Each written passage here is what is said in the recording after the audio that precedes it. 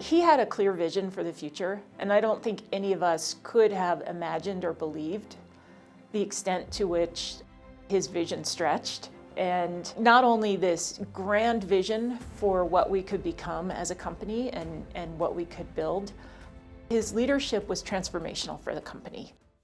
Robert Katz was born in New Rochelle, New York in 1967 and went to the University of Pennsylvania.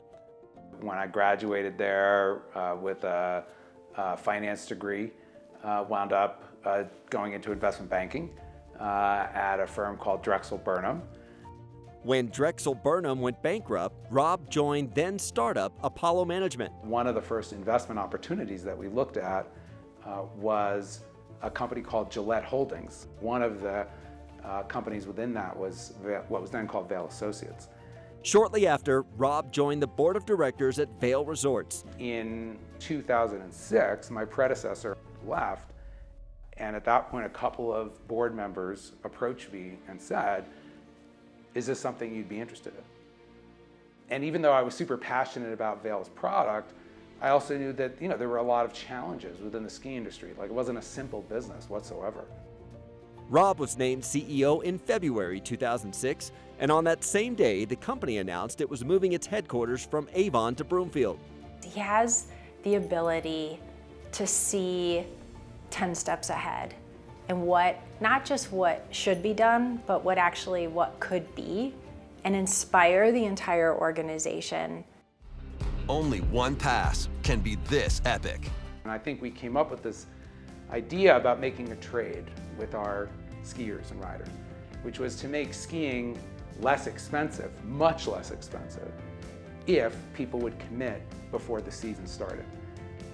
In 2008, Rob and his team developed the revolutionary Epic Pass, which provides unprecedented access and value. We immediately sold tons and tons of passes, huge numbers, because everybody thought it was a mistake. To have that revenue committed in advance in a non-refundable season pass completely changed the business dynamics with that stability. The company is now thinking about how to take that and build on it, right, in terms of making sure the sport is open and accessible to all communities.